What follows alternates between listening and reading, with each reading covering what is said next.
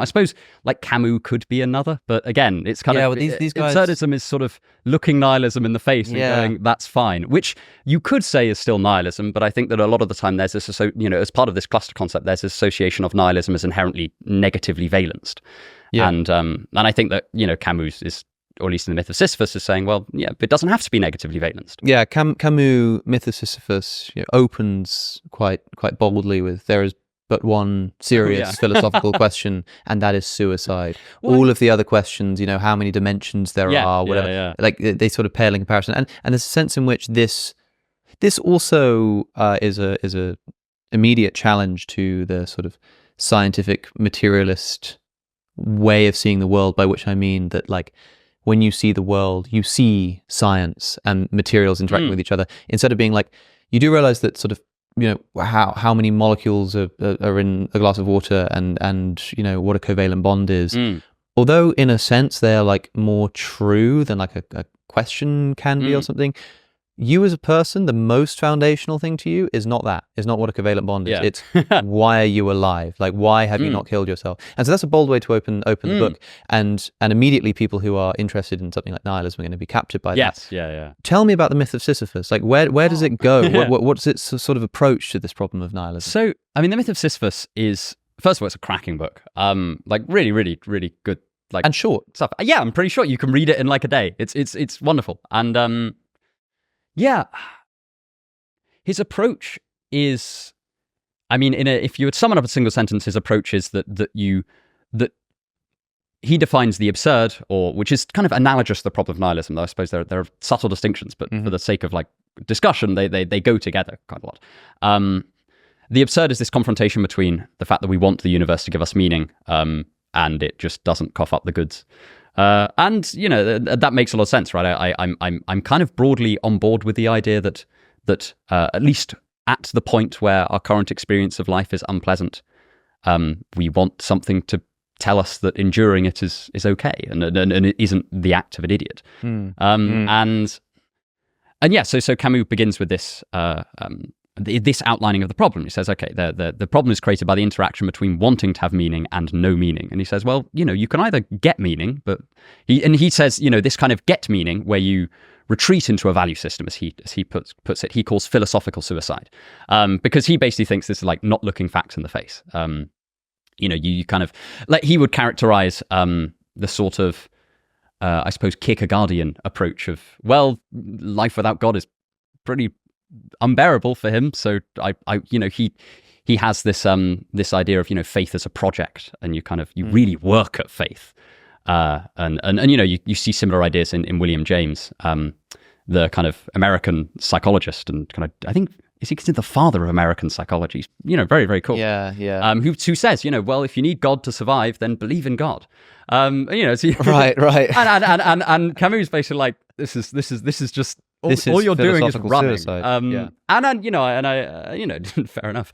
So he says, well, there's another alternative, which is literal suicide, actual suicide. And he says, that's one way to do it, but ultimately, but for him, that's grotesque. Well, yeah, it just doesn't. I mean, fair enough. It doesn't. I don't want to commit suicide. It seems equally like a sort of an escapism. And also as a philosophy of life, it leaves a bit to be desired. I don't know if it even makes sense to call it a philosophy of life. It's you have a philosophy of life by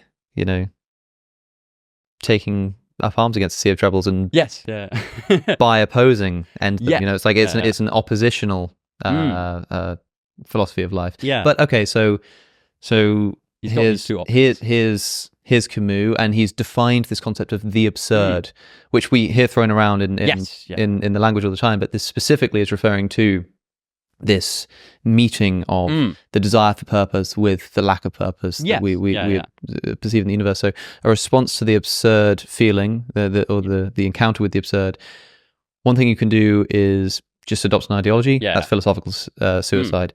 One thing you can do is kill yourself. That's actual suicide. What else is on? Well, and then his answer is absurdism. And I spent also since I read the Myth of Sisyphus, so I'm going to collect my thoughts a little bit. But yes, and essentially this is, you've got these two halves intersecting, causing a problem, and he says, well, get rid of the want for meaning.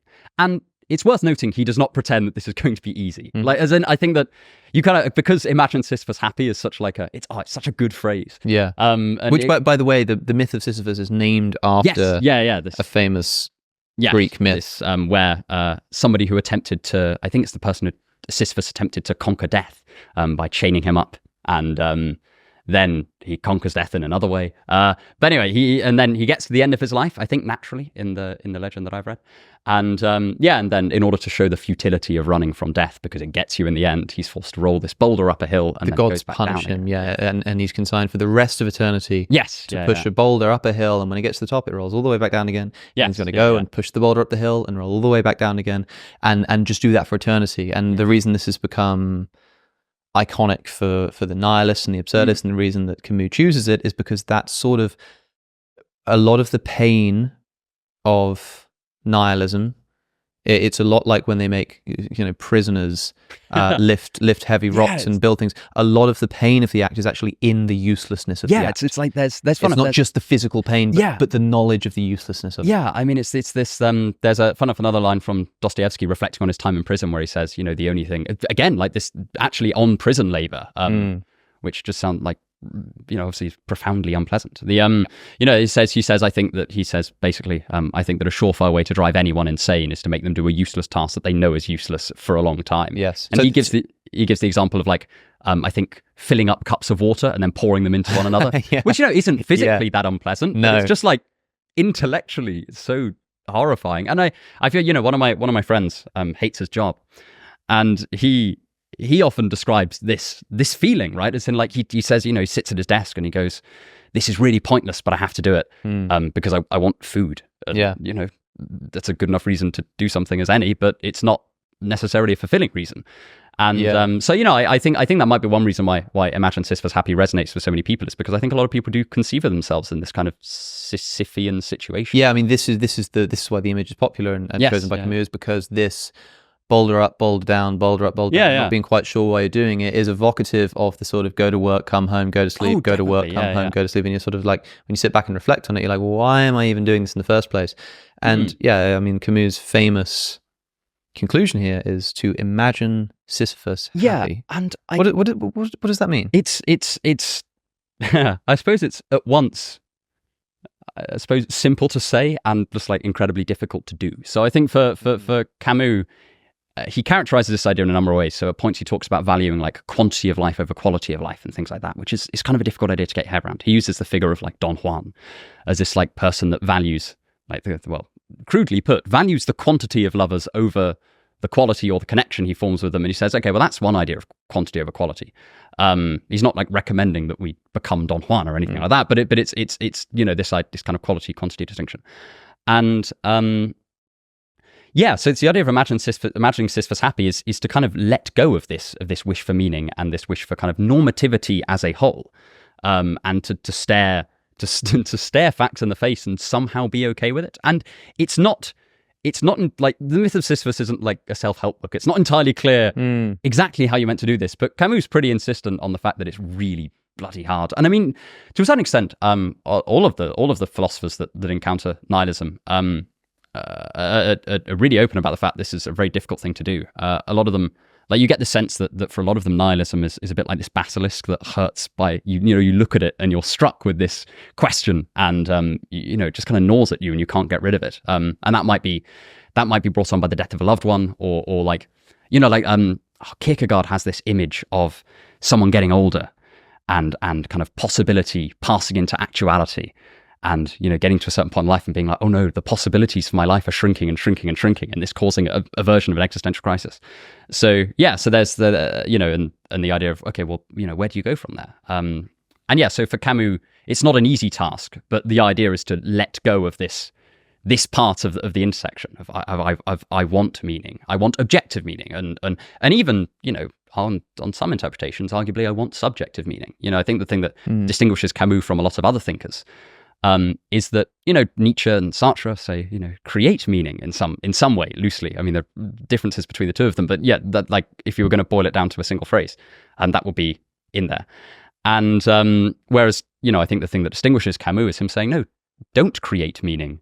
The process is meaning in some sort of it's difficult to put into words without using the word meaning, which is paradoxical because we're trying to let go of the idea of a search for meaning. But also, by the way, this emphasizes, I think, the utility in Continental philosophy. Yes. And the style of someone like Camus is that a phrase like that, imagine Sisyphus happy. The reason why that's so famous is because you said it's easy to say in the sense that easy to say, hard to do, but it's also easy to say in that it's quite a beautiful phrase. It's quite poetic. And I would challenge an analytic philosopher to capture that thought. I mean, there'd be a way of doing it, but it would lose something important. It would be like sort of describing blue to Mary locked in a room and not actually get to see the color blue. It's something that you miss by not just having it in that phrase. And so the way you say, it's quite difficult to know exactly what's meant. That's kind of the point of Continental philosophy, is that you read a poem and you say, well, what does it mean? Well, I don't know, Dolce et Decorum Est by Wilfred Owen, describing, watching his friend choking under the gas, an ecstasy of fumbling and all this kind of stuff. Like, what does that mean? Well, you know what it's about. It's about someone dying in the war.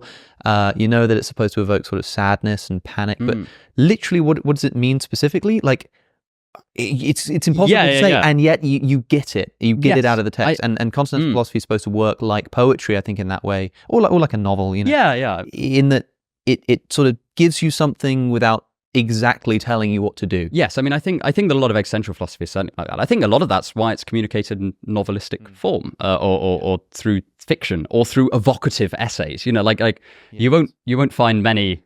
You won't find a lot of like neat propositional arguments. I mean, you do sometimes in Nietzsche, but it's normally kind of a bit more. I mean, it makes sense, right? This is at least partly an emotional problem, like we're saying at the beginning. To watch the full conversation, click the link on your screen. If you want to support the channel, subscribe to my Substack at alexoconnor.com. Thanks for watching, and I'll see you in the next one.